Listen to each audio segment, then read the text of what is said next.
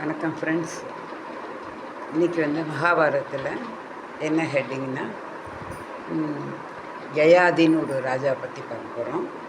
அதே நேரத்தில் கௌரவர்கள் எப்படி பிறந்தாங்க, பாண்டவர்கள் எப்படி பிறந்தாங்கன்னு பார்க்கலாம். அந்த காலத்தில் ஒரு ராஜா, அவர் குரு சுக்கராச்சாரியர்.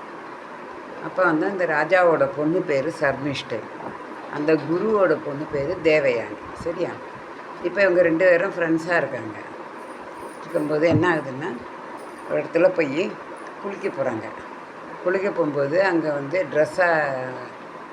ராணி ட்ரெஸ்ஸு, அவங்க ட்ரெஸ்ஸு காற்றுல பறந்து மிங்கிள் ஆயிடுது. அப்போ தெரியாமல் குருவோட பொண்ணு தேவயானி ராணியோட ட்ரெஸ்ஸை போட்டுக்கிறான். அப்போ ராணிக்கு கோவம் வந்துடுது. கோவம் என்ன சொல்கிறான்னா, சர்மிஷ்டை, நீ எப்படி என்னோடய ட்ரெஸ்ஸை போடலாம்? நீ சாதாரண குருவோட பொண்ணு தானே, இப்படின்னு சொல்லிட்டு கண்ணாப்பினா சண்டை போட்டு அவளை ஒரு கிணத்துல தள்ளி விட்டு போயிடுறான். பார்த்துக்கங்க. அப்போ யயாதின்னு ஒரு ராஜா வேட்டையாட வந்தவர். ஏதோ ஒரு பொண்ணு சத்தம் கேட்குது கிணத்துக்குள்ளே. அவளை காப்பாற்றுறதுக்கு அம்பை விட்டு கொஞ்சம் மேலே வந்தோடனே வலது கையை பிடிச்சி தூக்கி விடுறாரு. அப்போ என்ன ஆகுதுன்னா, யாரும் இன்னொருத்தர் ஒரு ஆம்பளை இன்னொரு பொண்ணோட வலது கையை பிடிச்சி, அந்த காலத்தில் கல்யாணம் நடந்ததாக ஐதீகம். அப்போ அந்த குருவோட பொண்ணை கல்யாணம் பண்ணிக்கிறாரு. சரி, பண்ணிட்டு நல்லா சந்தோஷமாக அவங்க 2 பேர் இருக்காங்க. அப்போ கொஞ்ச நாள் கழித்து இந்த குருவுக்கு தெரிஞ்சு போயிடுது, இந்த ராஜாவோட பொண்ணு தான் தன்னோட பொண்ணை கிணத்துல தள்ளி விட்டதுன்னு அவ்வளோ கோவம் வந்துடுது. அவர் ராஜாட்ட போய், என்ன நீ என் பொண்ணை கிணத்துல தள்ளி விட்டுருக்கா, நீ இதெல்லாம் ரொம்ப தப்புன்னு அவன் ரொம்ப மன்னிப்பு வைக்கிறான். மன்னிப்புலாம் நான் ஏற்றுக்க மாட்டேன். நீ என்ன பண்ணணுன்னா, உன் பொண்ணை என் பொண்ணோட நாட்டுக்கு, இப்போ அவள் ராஜா பொண்டாட்டி ஆகிட்டார்ல அந்த குருவோட பொண்ணு தேவயானி. அப்போ நீ என் பொண்ணோட வீட்டில் உன் பொண்ணை அனுப்பி வேலைக்காரியாக அனுப்பணும் அப்படின்னு சொல்லிட்டு சொல்கிறாரு. சரி, வேறு வழி இல்லாமல் இவர் அனுப்பி வைக்கிறார். அனுப்பி வச்சுட்டு அங்கே போனால் அந்த ராஜாவோட பொண்ணுக்கு அந்த யயாதி மேலே லவ் வந்துடுது. அப்போ யயாதிக்கு பர்த்டே வருது. பர்த்டே அப்போ யார் என்ன கேட்டாலும் கொடுக்குறது அவனோட வழக்கம். அப்போ இவர்கிட்ட கேட்குறான், உனக்கு என்ன வேணும்னு. உங்கள் மூலமாக எனக்கு குழந்தைங்க வேணும்னு கேட்குறான்.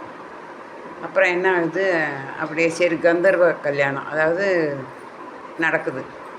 நடந்தவுடனே 3 குழந்தைங்க பிறந்துடுது. ஓகேவா? அப்போ யயாதிக்கு கோவம் சாபம் கொடுத்துட்றாரு. யார்? அந்த குரு அந்த தேவயானியோட அப்பா, நீ கிழவனாக போய் ஆயிடுவேன். உனக்கு குழந்தைங்க பிறந்து அது எந்த குழந்தை உன்னோட கிழட்டு வயசு வாங்கிட்டு உன்னோட நோயை வாங்கிக்கிதோ அப்போ நீ இளமையாகலாம். அப்புறம் எப்போ தேவையோ அப்போ உன்னோட முதுமையாக உன்னிட்டருந்து அவனுக்கு மாற்றி விட்டுறலாம். இளமையாக அவனையும் மாற்றலாம், உன் இஷ்டம்தான் அப்படின்னோடனே அப்போ தான் இப்போ இந்த புரு அப்படின்னு ஒரு 2-3 பசங்க, 2 பசங்க, அதெல்லாம் நான்லாம் முதுமையாக முடியாது, உங்களோட நோயை வாங்கிக்க முடியாது அப்படி இப்படின்னு சொல்லிட்டு ஒதுங்கிடுறானுங்க. அதுக்கப்புறமா என்ன ஆகுது, 3ஆவது பையன் வாங்கிக்கிறான் அப்பாவோட முதுமையும் நோயையும்.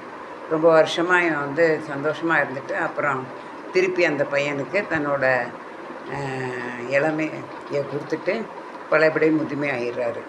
இது ஒரு கதை. இன்றைக்கி இந்த கதையோட மகாபாரதத்தில் இது ஒரு கிளைக்கதை. இதை வச்சுக்கோங்க. அடுத்து நம்ம பார்க்கலாம்.